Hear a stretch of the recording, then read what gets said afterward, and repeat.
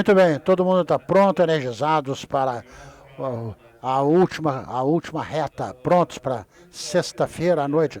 Pô, muito bom estar aqui no Brasil com vocês e para dar a vocês uma ideia sobre os meus vieses, só um pano de fundo muito rápido para vocês entenderem o que eu estou dizendo, como é que isso influencia o meu pensamento e as coisas que eu estou falando. Eu sou o Joe Yoder, eu venho da Refactory, eu tive a felicidade de estar no grupo no início dos anos 90 que inventou essa expressão do grupo de arquitetura de software da Universidade de Illinois.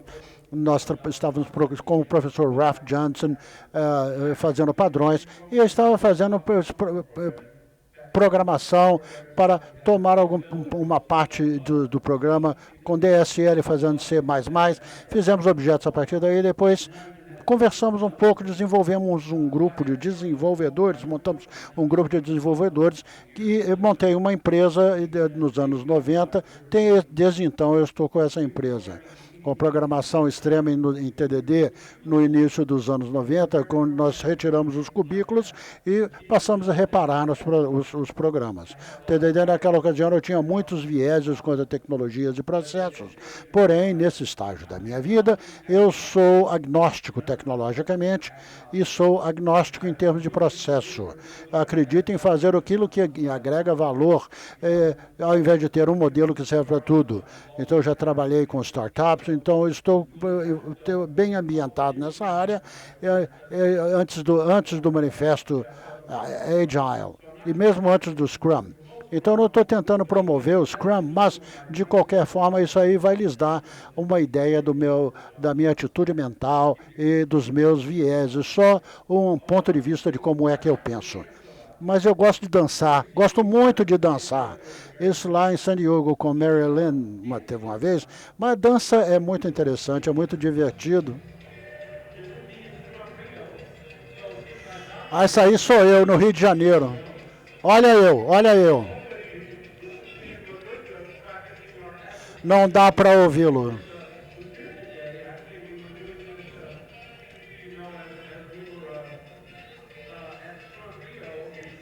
Lamento muito, está inaudível.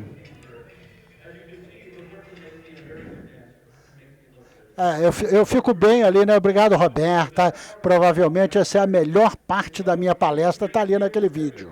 Então, você faz favor de entregar verde para a Roberta, mesmo vocês não tendo gostado daquilo que eu vou dizer para vocês.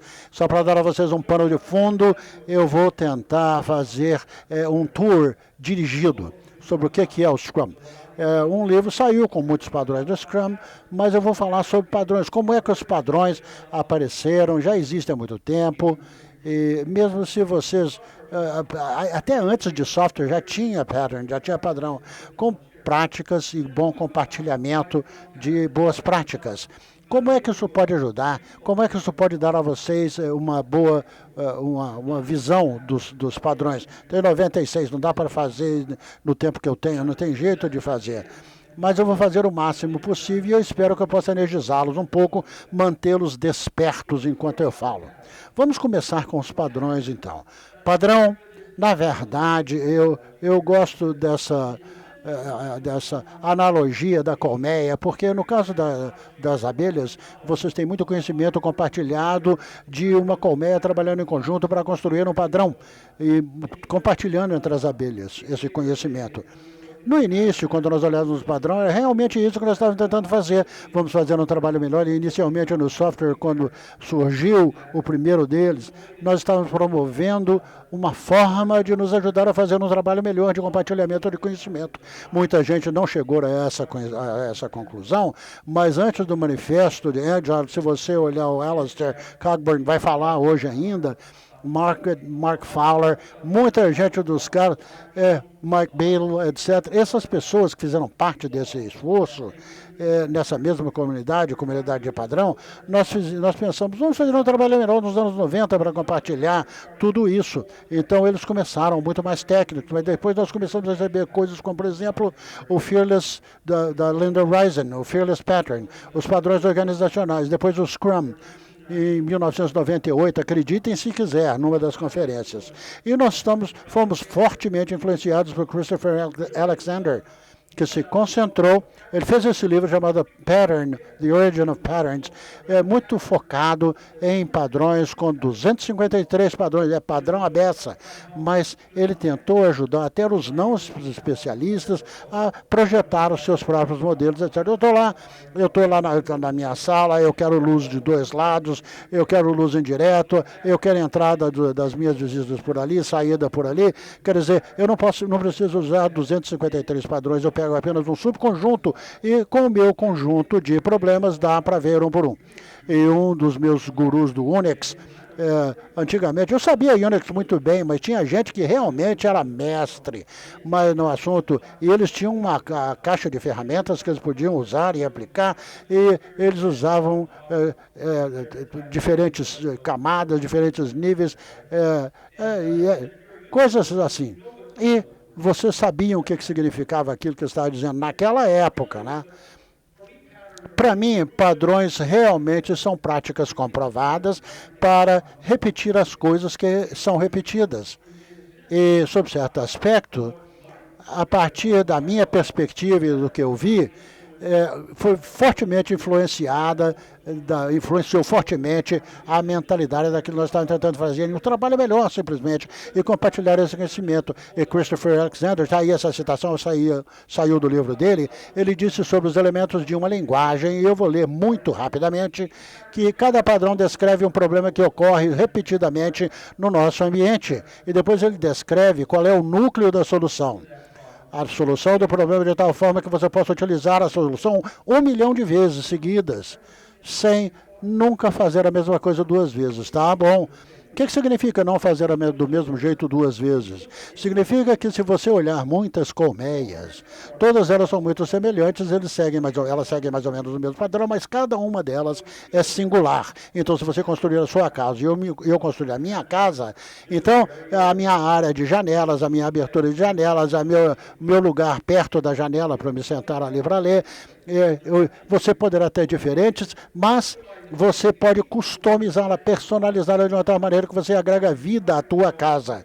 E ele estava tentando, naquela época, agregar nova vida às cidades, e nós o convidamos para proferir uma palestra no nosso auditório lá no final dos anos 90, e ele questionou muitos de nós.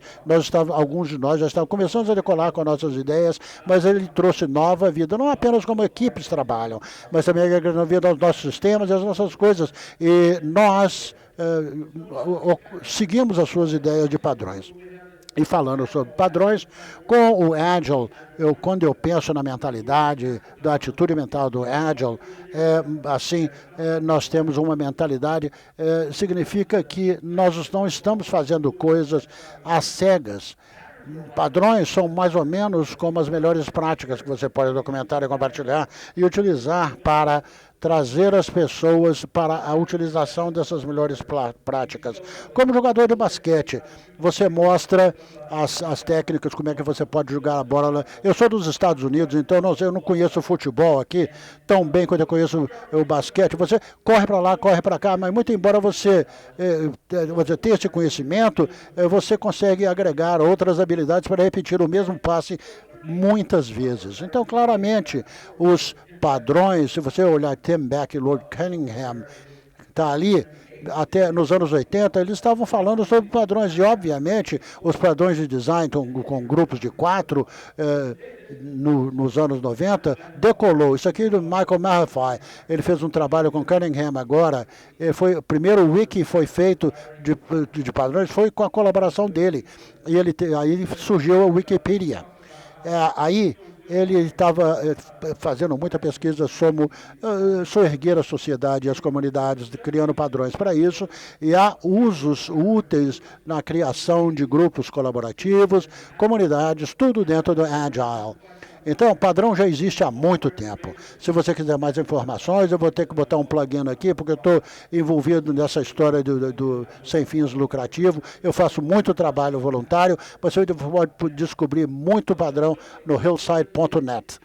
Daí, Padrões definitivamente representam uma boa forma de compartilhar conhecimento, distribuir conhecimento. Eu conheço muitas empresas que falam sobre padrões como sendo coisas que eles fazem dentro da organização deles, usando como ferramenta de compartilhamento de conhecimento dentro de suas próprias organizações. Padrão, portanto, é isso. Só para dar a vocês uma visão rápida das coisas. Daí a gente pode dizer, tá, e os padrões Scrum? Todo mundo conhece o Scrum, né? Scrum está aí, tem tempo já. E nós temos o livro certo do Scrum. Jeff Sutherland já documentou. É a Bíblia, né? A Bíblia é o livro do Scrum. E você pode fazer o dobro do trabalho em metade do tempo através do Scrum, não é? Nós temos essa história de 1 a 3 semanas para desenvolver. Nós temos um mapa rodoviário que vai nos dar o dono do projeto um PO e um monte de coisas para priorizar. E nós sabemos, nós fazemos a inspeção, colocamos as caixinhas com os cronogramas dentro. Lembra de uma coisa que eu falei logo no início, sobre eu sou tecnologicamente agnóstico e também processualmente agnóstico. Quer dizer, não estou tentando vender Scrum para vocês, não. Não me interessa quais são as práticas que vocês estejam utilizando, eu uso mob programming muito. Você pode fazer enquanto você está fazendo Scrum, rodando Scrum ao mesmo tempo. Qualquer prática que você esteja usando, você pode usá-la. Mas o problema do Scrum é que você pode ter essas concepções errôneas sobre Scrum. Scrum é para aqueles que estão começando a aprender Agile. Você não pode ter uma mentalidade Agile, porque é a mesma coisa de rodinha de treinamento na bicicletinha. Vão te segurar durante algum tempo, mas se você quiser realmente ficar bom nisso, você tem que ir além do Scrum. Scrum é coisa para iniciantes. É uma concepção errônea que as pessoas têm por aí. Se você está rodando Scrum, nós estamos muito além disso. Nós já estamos no Kanban, estamos no Lean, né? Gestão enxuta. Mas tem um outro problema com o Scrum. O outro problema é que tem uma concepção errônea. Gente achando que é misterioso. Então eles aprendem o Scrum de acordo com a Bíblia. Em primeiro lugar, você vai ter que ter alguma certificação. Tem que pagar uma nota preta para se tornar um mestre. Eu sou mestre, master disso aí. Os mestres que eu conheço são de faixa preta, etc. Precisa alguns anos para conseguir uma faixa preta. Logo que eu conheci um mestre do Scrum, nós tivemos um curso de fim de semana, pagamos para ele $1.000 e ele está cheio de ideias errôneas sobre o Scrum. Qualquer um pode ser mestre de Scrum. Quer dizer, não estou tentando falar mal do programa, não. É que eu olho aí o Mike Bailey, o Jeff Sutherland, esses caras, esses são os mestres mesmo desse troço. Mas muita gente aprende essas práticas, sabe como fazer, é assim que nós fazemos as nossas coisas, como se tivessem antolhos na cara. É muito bom aprender assim, tem que aprender de acordo com a Bíblia. Quando eu faço Extreme Programming nos anos 90, era uma coisa assim, você esquece primeiro o teste. Então nós temos a história do usuário, TDD e etc. Aí usa o Scrum e no Extreme Programming, sempre de acordo com o livro, de acordo com a Bíblia. Nós incorporávamos tudo isso àquilo que fizesse mais sentido para mim. Como aquele negócio, eu estou aprendendo como está, mas eu preciso, no final das contas, internalizar tudo isso e ir até além do que foi dito ou feito, através de outra perspectiva. Quer dizer, eu me lembro que uma vez eu trabalhei no Vale do Silício, tinha um grupo de desenvolvedores, isso aconteceu na última década, meados dos anos 2000, até meados da década de 2000, eu estava no meio oeste, eles estavam no Vale do Silício, nós substituímos os nossos sistemas e precisou de 6 meses, até 1 ano para mostrar aquilo que nós estávamos querendo fazer. Então, trabalhamos no compartilhamento de conhecimento, estava ensinando a eles o sistema Agile. Eu gosto de Mary muito, em primeiro lugar porque ela entendia de domínio e que questionava as coisas, dizia assim, Joe, parece que essas coisas stand-up são inúteis. Todo dia nós nos repetimos. Tá, Mary, dá para mudar. Tudo bem, você não precisa fazer a mesma coisa repetidas vezes. se fazer o stand-up e se repetir, com isso você pode até botar de fora alguns, ou então misturá-los. Vamos aqui no board do Kanban, ver o backlog, e vamos mudar as coisas como nós fazemos a coisa. Se não for perda de tempo, ou se for perda de tempo, você retira a perda de tempo, o desperdício. Vamos ver como é que ele funciona, como é que nós podemos adaptá-lo. Assim, as pessoas chegam à conclusão de que nós não podemos rodar o Scrum, a questão do antolho. Você nem sabia como que era a sua mentalidade. Seguir uma verdade cegamente. Foi uma das metas trazidas pelo Scrum Book. É o livro chamado o Scrum Book, o nome do Scrum.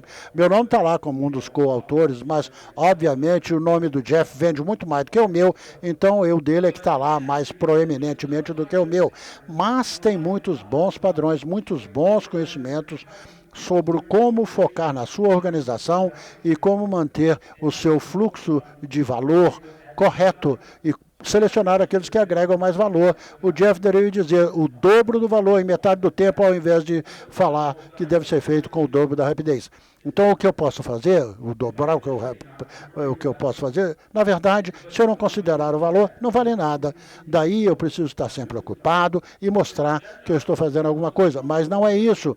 O Scrum Book evoluiu durante pouco tempo. Nós começamos em 2010, em muitos lugares, e na verdade evoluiu e tentou capturar as melhores práticas. Então, se você está rodando o Scrum, você não precisa de certificação, mas ele documenta as melhores práticas, como se você está aprendendo desse jeito, era muito melhor. Tira os pedais da bicicleta, porque a parte mais difícil da bicicleta é aprender como manter o equilíbrio. Ela deveria ter um capacete, mas tira as rodinhas, tira os pedais. Na verdade, eu tenho que saber como é que se equilibra na bicicleta. Já fizeram muita pesquisa para dizer que as crianças andam de bicicleta muito mais rápido e aprendem muito mais depressa sem as rodinhas de treinamento. Eu quero repassar, esse aqui devia ser os padrões Scrum, quer dizer, um tour dirigido. Se vocês olharem no livro, tem 94 padrões, 2 linguagens de padrões e tem até um monte de sequências. Não tem nenhum jeito de utilizar as 94 de uma vez. A questão é que, dependendo da sua organização, você pega um subconjunto e ordena a sequência sobre como fazer. Daí dá para cumprir tudo isso antes do tempo terminar? Quanto tempo que eu tenho? Provavelmente não. Eu vou tentar dar a vocês uma ideia de alto nível para orientar a vocês. Não conta para ninguém não, mas dá para achar tudo isso de graça online. E eu vou dar as referências também. Se você quiser comprar o livro, melhor ainda. Mas como que você pode extrair valor do livro? Será assim. Beleza? Pronto? Todo mundo pronto? Tá, então eu estou cheio de vapor, mas não quero ir rápido demais porque eu quero mostrar o máximo possível. Eu sempre posso pular fora algumas sessões da minha apresentação. Mas vamos ver o primeiro padrão. O primeiro padrão do livro é o espírito do jogo. E realmente, quando nós olhamos o espírito do jogo, vamos ver como que é. Tem algumas ideias, algumas imagens para ajudar a vocês. Christopher Alexander faria isso no seu livro chamado Books and Building for Architecture. E o que nós teremos? Janela dos dois lados, porta dos dois lados, espaço para a janela tipo Bahia, Bay Windows. Mas ele pode ter uma metáfora pequena, mas deixando tudo isso de lado, com o nome, evidentemente, coisa que é muito importante, ter o nome das coisas, nós entramos na contextualização do jogo sobre o que é padrão, quando nós deveríamos considerar como o espírito do jogo, e depois a gente se concentra no problema. Nesse caso, nós estamos tentando, logo no início, nós precisamos ter um bom ambiente, montar o Agile na sua organização. E, à medida que tudo cresceu e evoluiu, nós entramos numa discussão que nós chamamos de forças da comunidade. O que é que engrossa o problema? Você pode pensar, se você quer um sistema em tempo real, num aplicativo você só tem um tanto de memória, mas você quer que rode muito bem, que funcione. Então tem algumas compensações. Portanto, O que dificulta as coisas? É o espírito ao qual precisamos adaptar a nossa organização para não fazer ou não fazer nada, mas para ajudar a fazer crescer a organização, a ter sucesso com aquilo que nós fazemos. Como fazer tudo isso? É a tensão que engrossa o problema. E no final das contas nós falamos a respeito de tentar criar uma cultura dentro da nossa organização. Parte do espírito do jogo, cuja solução será criar uma cultura para que as pessoas saibam como seguir o espírito do Scrum, ou do Agile nesse caso, e daí, como, ao fazer isso, como criar um ambiente muito bom, onde as pessoas se sentem empoderadas e bem-vindas no ambiente. Já trabalhei para algumas organizações aqui no Brasil, como do Nubank Tax Group, por exemplo, e nós tentávamos montar um ambiente onde as pessoas sentiam-se empoderadas e bem-vindas para experimentar novas coisas. Depois, evidentemente, muitas discussões de segmento, onde é que nós acabaremos com esse tipo de padrão.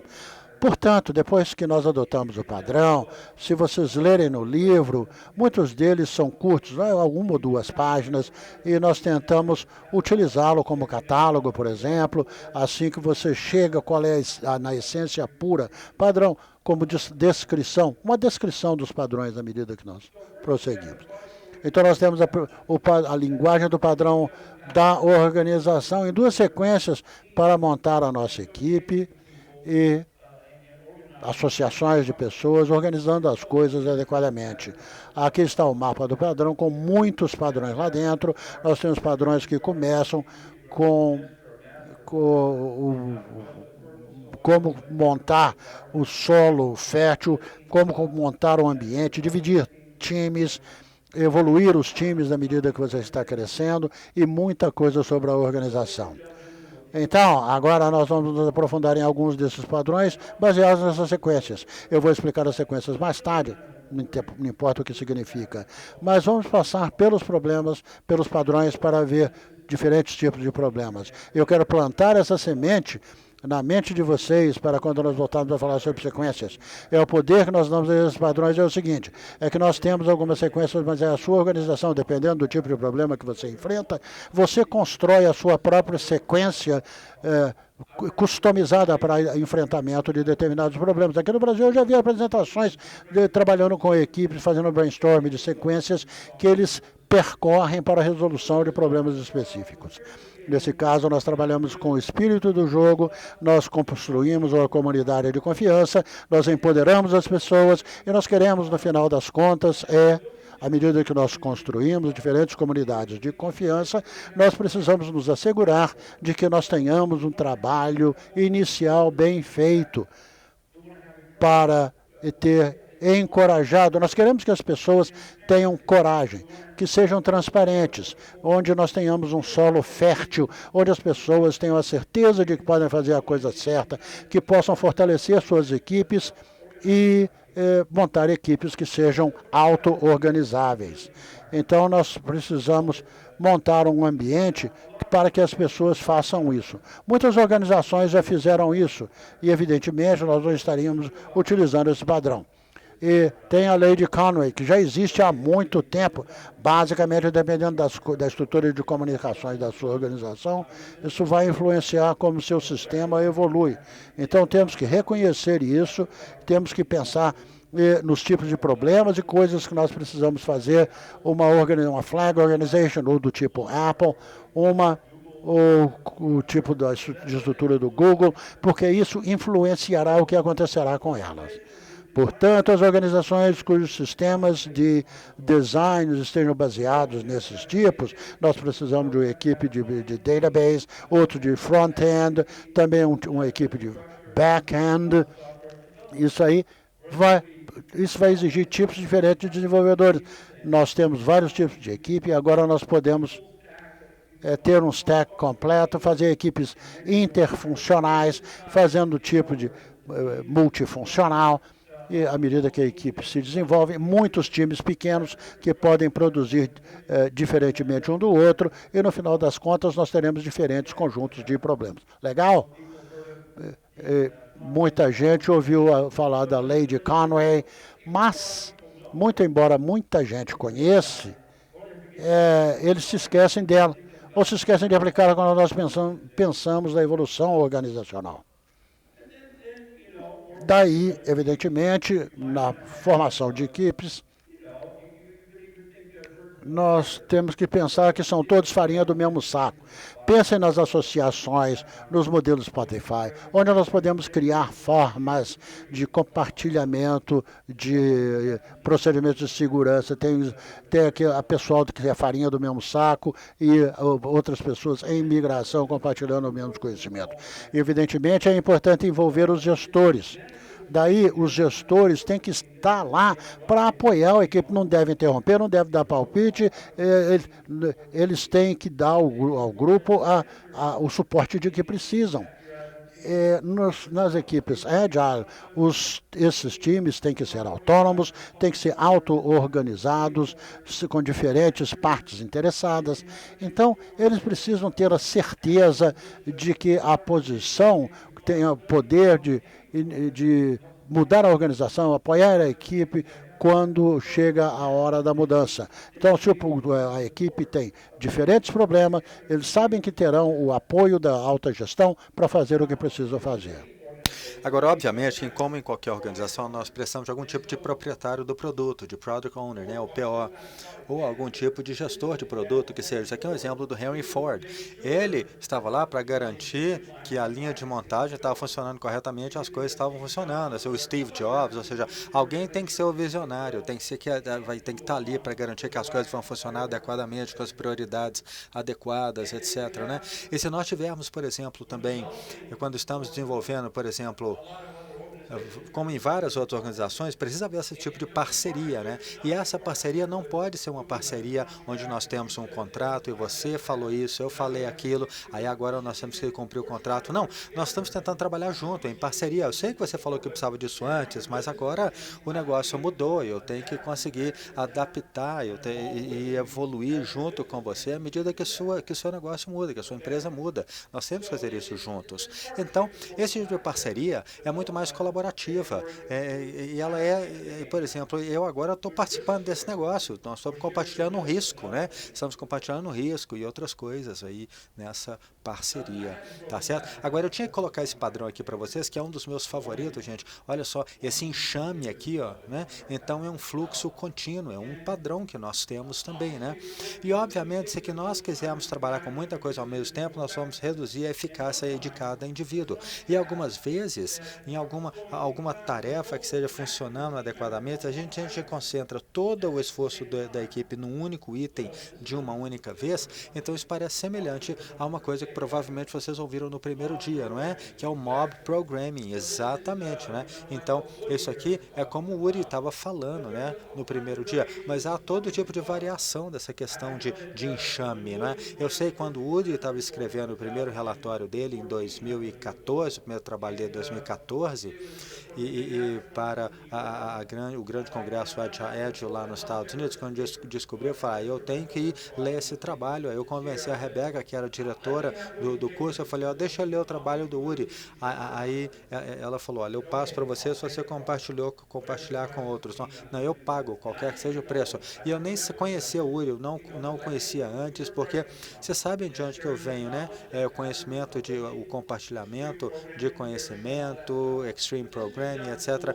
Mas isso aqui parecia uma coisa bacana, então eu queria ler e descobrir o que era, e eu, na verdade, Shepherding tem a ver com trabalhar com o autor, tentando ser os olhos e os ouvidos do trabalho antes dele ser publicado. É o que a gente usa na comunidade de padrões aí há muito tempo, é como os autores profissionais fazem o tempo todo. Então nós temos workshops aí de escritores lá nas nossas conferências de padrões desde 1990, né? Eles estavam trabalhando com poesia, a gente estava tentando fazer a mesma próxima coisa. Então, uma coisa que a gente trouxe para a comunidade Agile, não é? Com esse suporte de toda a comunidade para garantir. Então, o meu trabalho não era não fornecer assessoria ao Uri, mas ler e aprender com ele e ajudar o William a transmitir a mensagem dele para eu ser, então, aquele leitor, queria ajudá-lo a transmitir o conhecimento que ele queria transmitir. Uma coisa que eu me lembro de ter perguntado para o Woody logo no começo, quando ele começou a trabalhar nesse trabalho, eu falei, Woody, isso parece até muito bacana, mas qual é a principal mensagem aí? Eu tenho que fazer mob, eu tenho que garantir que o seu trabalho transmita a sua mensagem. Não estou tentando convencer ninguém, não. É legal, você pode querer, mas eu não estou querendo convencer ninguém a trabalhar com mob, não. Ele falou, a minha principal mensagem aqui com esse trabalho é que eu quero que as pessoas estejam constantemente aprendendo, melhorando, adaptando, e foi assim que a gente viu várias dessas ideias, avaliando as coisas de forma retrospectiva e continuando evoluindo com todos os padrões, né? O que eu acho que apareceu muito bem no trabalho dele, sabe? Então, aí eu me tornei um grande amigo dele, ele estava em San Diego, eu estava no meio do nada ali, mas o que acabou acontecendo é que um pouco mais tarde, naquele ano, no ano seguinte, não sei, eu estava lá na Polônia, ele estava em Estocolmo, eu tinha um amigo em Estocolmo, e eu falei, vamos encontrar aí, eu quero te conhecer pessoalmente. Aí nós fomos lá no Spotify, fomos lá na HM, mesmo a HM estava usando um pouco de Swarming aí uma vez por semana, então você pode aproveitar um pouco disso. Então algumas vezes, quando você tem aí tarefas individuais ou barreiras, impedimentos acontecendo, você pode ter várias pessoas trabalhando juntas nesse modelo, nesse padrão de enxame aqui, para eliminar algumas dessas barreiras, alguns desses impedimentos. Já vi exemplos aqui no Brasil também, na Nubank. A Nubank tem um ambiente aí bacana, informal, você não precisa de um ambiente aí muito sofisticado para aproveitar o Swarm, não. Você abre um ambiente, 1 ou 2 monitores, várias pessoas sentadas ali ao redor, as pessoas podem girar a cadeira, conversar umas com as outras, etc. Na verdade, quando eu estava escrevendo sobre Swarming Patterns, na verdade, foi lá no Pão de Açúcar, né? Eu dei o título do trabalho de Pão de Açúcar porque foi num congresso lá no Rio de Janeiro que a gente estava no ano passado. Os últimos 2 congressos tinham sido na Argentina e no Chile. Ano passado eu estava no Chile, né? Aí nós escrevemos alguns trabalhos sobre isso e até algumas variações disso. E, na verdade, o Daniel aqui, ele já fez muito mob programming, swarming, tinha muita experiência, eu convencido, a gente escreveu um pouco desse trabalho em termos de padrões, de patterns, e mesmo quando você está fazendo modelagem em tempo real de swarming, pode haver algum impedimento, e talvez seja até demais, é uma perda de tempo para toda a equipe se separar. Então vamos fazer com que uma pessoa saia e depois volta e compartilha com a equipe, né? Aí nós vamos tentar resolver dessa tarefa, dessa barreira aí, depois para que a equipe continue focada no que está fazendo. Outra coisa, pode haver algumas tarefas repetitivas que você tem que aplicar em todo o sistema. Então a gente pode dividir a equipe, talvez parear algumas pessoas, depois elas voltam a trabalhar juntos na mesma equipe. Então, e tem esse último padrão que eu gosto muito, que é continuar, manter um no escuro. Isso é para evitar que de repente todo mundo fique pensando do mesmo jeito, sabe? A gente tem que se desafiar uns aos outros. Então, para esse padrão, então vai lá para outra equipe, nós vamos trazer outra pessoa para cá, aí depois você volta. Então, quando você entra novo numa equipe, você não sabe o que está acontecendo, e isso aqui, por que essa ideia? Então, faz com que todo mundo saia ali da sua zona de conforto e comece a questionar aquilo que está fazendo. E a pessoa que saiu, quando volta, 1 semana ou 2 semanas depois, volta com uma cabeça fresca, com olhos frescos ali para ver o que está acontecendo e traz novas ideias também. Mas, de qualquer forma, esses padrões estão disponíveis, eles simplesmente mostram para nós que há muitas variações desses padrões que você pode utilizar no seu trabalho. E há muitas também outras coisas, você precisa de ter outros tipos de procedimento, quando você pode interromper, quando você não pode interromper, formas adequadas de fazer isso. Se você tiver muitas equipes, você tem que coordenar todas as equipes, Scrum, e obviamente, gente, essa questão da avaliação retrospectiva, claro, eu acho que como o Woody estava falando aí com o Mob Program, vocês acharam que aquela equipe estava trabalhando de forma retrospectiva, mas se você tem múltiplas equipes, você ainda tem que fazer 1 ou 2 equipes, 1 ou 2 semanas de encontro aí dessas equipes. O problema é que quando isso começa a atrasar o trabalho da equipe. Então, não pode ser só sobre reclamar ou apontar a culpa, a culpa sua, a culpa do DBA, a culpa do gestor. Não. Nós temos que ver o que nós estamos fazendo e como que a gente pode melhorar, né? São pequenos incrementos para poder melhorar, né? Como o primeiro livro de retrospecto. Você não deve tentar fazer coisa demais, porque você não sabe o que melhorou, o que não melhorou.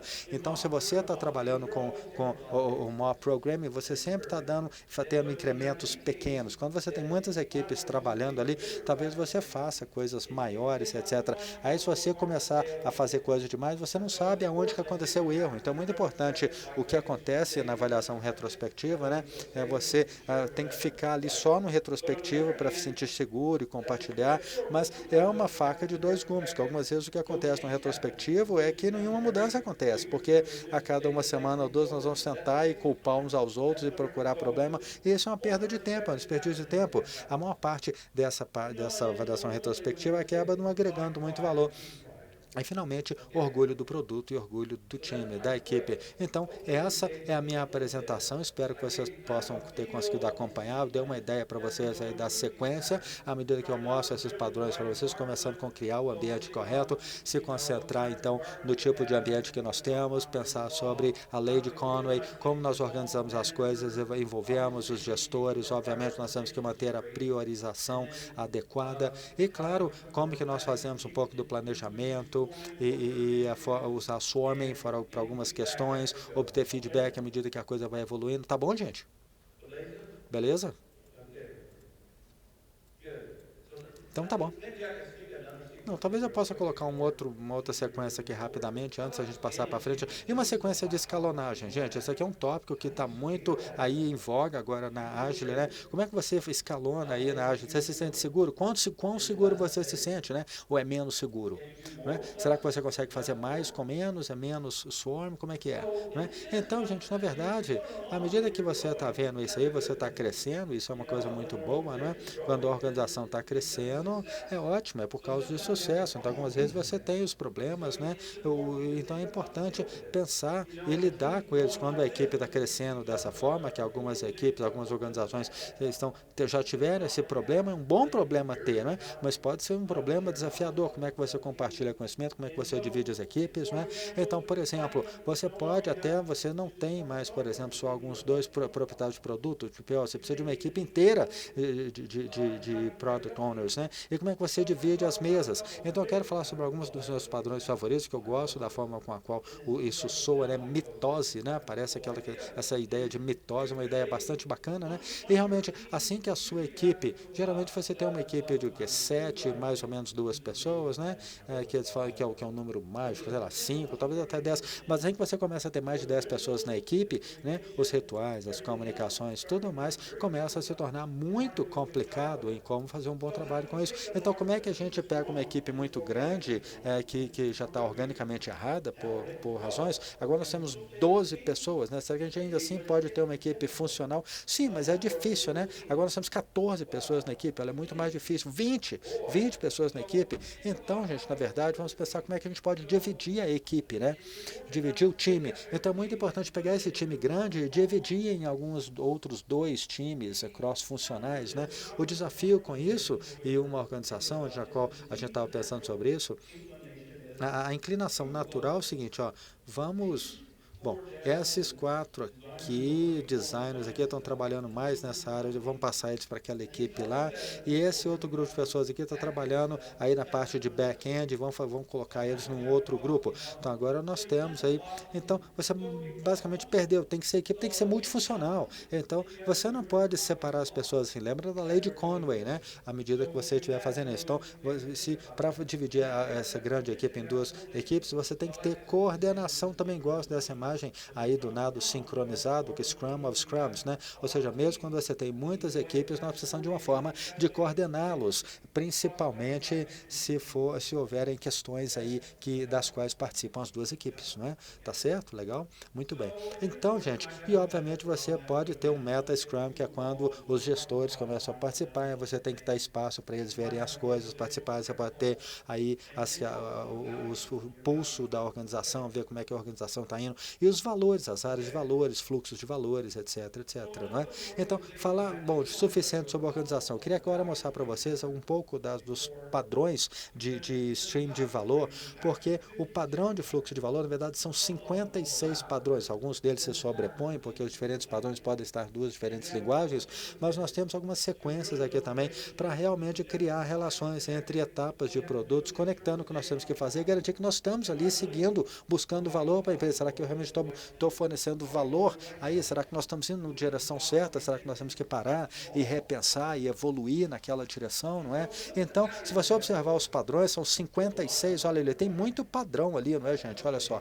Então, aí eu sei que ninguém vai ler aquilo ali, é coisa demais, eu vou ampliar um pouquinho ali a parte de cima. Aqui vocês estão vendo aí, pega a visão só para você, vamos nos concentrar no fluxo de valor, aí realmente poder projetar em como você vai dividir as coisas para pedaços menores, melhor gerenciáveis. Então, há muitos padrões que são baseados nisso, como coordenar com diferentes equipes, possivelmente, quando estamos prontos para começar, quando dizemos que acabou, qual é a definição de término, de compleição, né? Todo esse tipo de coisa ao longo aí dessas linhas. Há vários padrões, 50 e tantos padrões aqui, né, gente? Então deixa eu estou falando talvez até rápido demais, aí espero que eu não esteja incomodando os tradutores, mas de qualquer forma, olha, não tem forma de eu mostrar isso tudo se eu for falar devagar. Na verdade, mesmo mostrando toda essa sequência de fluxo de valor aqui, é muito grande, gente, olha só. Então, e olha, a propósito, os números aqui são só números que estão no livro de padrões, tá? Então, falei primeiro sobre o produto, colocamos os números ali, então vocês podem ter essa referência de volta no meu livro lá, mas tem uma versão na internet, você pode clicar e entrar direto naquele padrão ali associado aquela parte específica, tá bom? Mas eu vou simplesmente dizer para vocês, por exemplo, nos concentramos no fluxo de valor, na cadeia de valor, como nós dividimos as coisas em pedaços cada vez menores, mais ou menos como o Alistair usou frequentemente.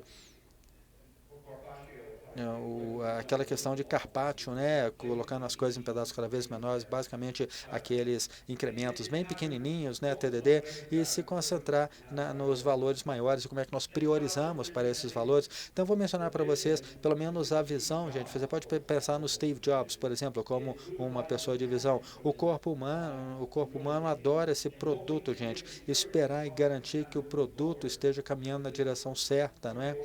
Para onde a organização está também caminhando, né? Talvez seja o proprietário do produto, né?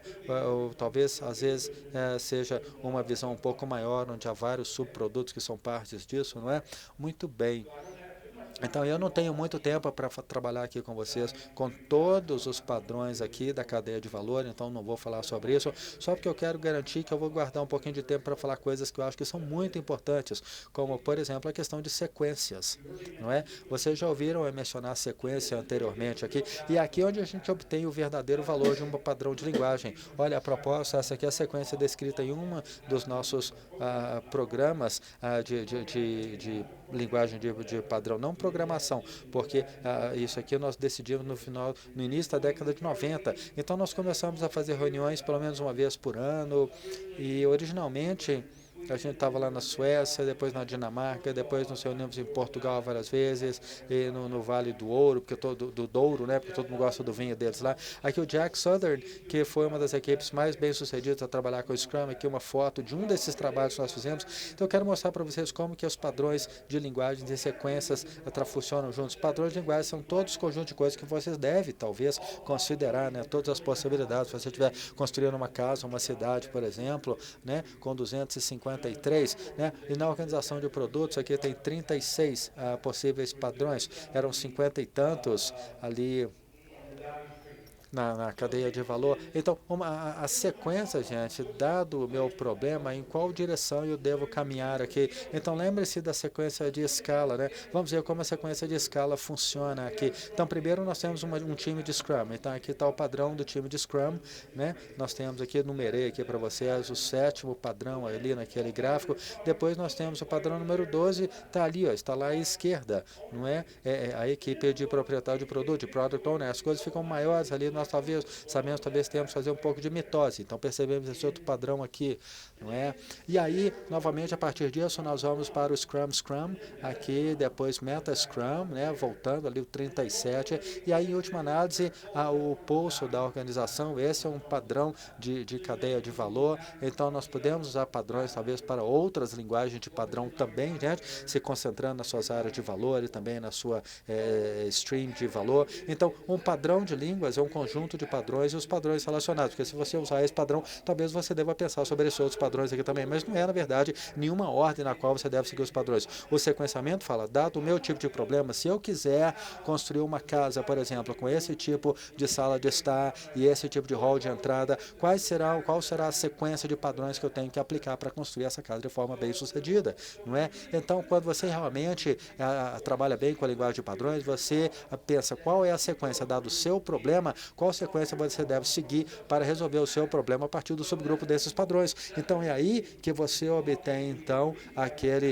você começa a ver que agora, finalmente, você está caminhando na direção certa, né? Como eu mostrei aqui para vocês anteriormente, quando nós temos o sucesso mostrado pelo Jeff Sutherland para equipes altamente bem-sucedidas, ele fala sobre maximizar a sua probabilidade de sucesso, primeiro tendo uma equipe estável. Se a equipe não é estável, está constantemente brigando, fazendo outras coisas diferentes, vai ser muito difícil fazer as coisas. E lembrem do tempo de ontem, né? Nós podemos aprender do que aconteceu com ontem, né? Então, isso vai nos ajudar a ter uma maior possibilidade de sucesso, ou mesmo ter uma estimativa melhor.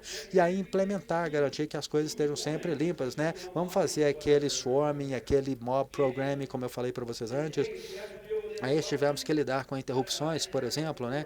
E ter, por exemplo, procedimentos de emergência, se alguma coisa de errado acontecer, ou como é que nós podemos interromper essa parte aqui e recomeçar, se for necessário, né? E se precisamos fazer Scrum to Scrum ou formas de medir aí o sucesso, é um dos meus padrões favoritos no final, né? Aqueles que terminam mais cedo, é que aceleram mais rápido o procedimento. E o que é verdade? É por isso que aqui ter um pouco de folga é importante, gente. Eu tenho escrito muito sobre padrão de qualidade da Agile, e eu acabei me reunindo com um amigo meu, Diego Levy, lá do Taxi Guru, que falou, olha, nós temos que entregar rápido com confiança, mas aí percebemos que a palavra rápido estava errado, temos que entregar valor com confiança, isso é que é o certo. Então, uma das principais coisas que você precisa para melhorar no Slack Time, então se você acaba recentemente e você aí já ficou muito folgado, você vai ter tempo para experimentar, ou talvez garantir que você tem alguma qualidade ali, de maneira se alguma coisa de errado acontecer, você tem tempo ali de sobra para se concentrar nisso. Então, ou seja, quando você acaba mais cedo, você tem tempo para pelo menos encontrar uma ordem de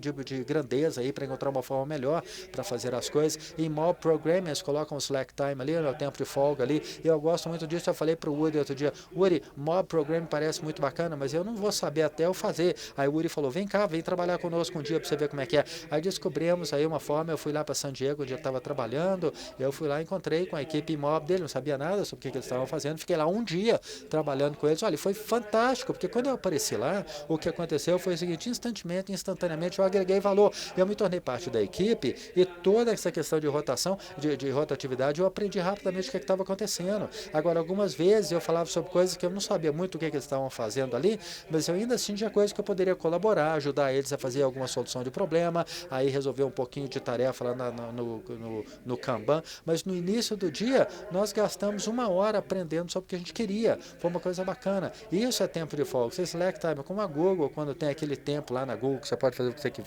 que você quer fazer, daí que veio o Gmail e várias outras coisas bacanas. Então, tem um pouquinho de tempo, você pode falar sobre uma coisa na qual você está trabalhando, ou alguma outra coisa bacana que nós acabamos de ouvir, ou qualquer coisa que seja. Então, ter um pouco desse tempo de folga, gente, é muito importante. De qualquer forma, essa aqui é uma delas, está até incluindo no LIA, está incluído no livro do Jeff Sutherland, tá bom? Então, gente,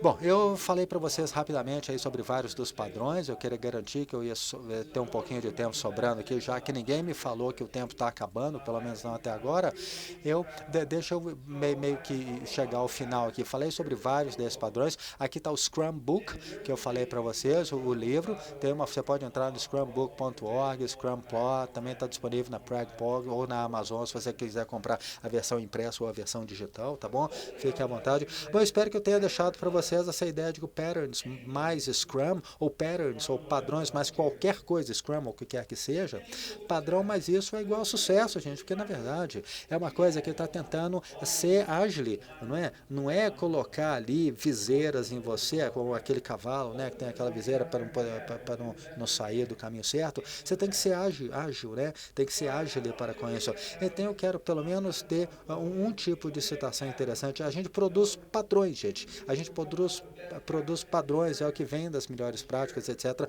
Mas o que nós compartilhamos mesmo é momentos. Isso é daquele autor lá, ó. Então, para encerrar, pessoal, Vocês estão vendo ali, eu falo, seja ágil. Eu adoro a Linda Rising, pensando logo no início da comunidade de padrões, movimento ágil. Ela foi uma pessoa aí que defendia ferozmente aí os padrões, e ela sempre falou sobre a mentalidade ágil, né? Vocês lembram, não me importa se você trabalha com Scrum ou não, você pode aproveitar esses padrões e usar como você quiser, independente do que você faz. Obviamente, eles estavam focados ali na mentalidade de Scrum, mas com padrões você pode fazer isso ou não. Não estou tentando vender essa ideia de que você tem que fazer Scrum ou não, ou se você tem que, ou que não há nenhuma certificação aqui, gente. Eu não vou dar nenhuma certificação para vocês. Aqui, compra a minha certificação, eu vou vender isso para vocês. Não, o que eu estou tendo, se eu estiver vendendo alguma coisa, que na verdade eu estou tentando dar para vocês, eu estou compartilhando isso com vocês aqui gratuitamente, é a mentalidade ágil, a mentalidade de fazer aquilo que agrega mais valor. Se você faz isso, tem uma verdade, que é a regra de procedimentos, conhecimento, né? Ser ágil significa usar princípios, valores, conhecimento, intuição, e usar a sua parte mais intelectual. Então, olha, muito obrigado. E olha, como é que a gente conserta uma coisa que a gente não vê, né? Eu gostaria realmente de agradecer o Ademar Aguiar aqui, meu grande amigo, que ajudou muito a comunidade Scrum. Ele é professor, ele também aqui. Ele trabalha na Universidade Federal de Porto Alegre, a Mariana, que me ajudou a criar vários desses slides aqui, né? Eles estão ali espetaculares e eu espero que vocês tenham gostado também dos slides, que ficaram espetaculares, viu? Então, agradeço muito, gente. Então, aí, show de bola? Como é que foi? Valeu? Show de bola, valeu, muito obrigado.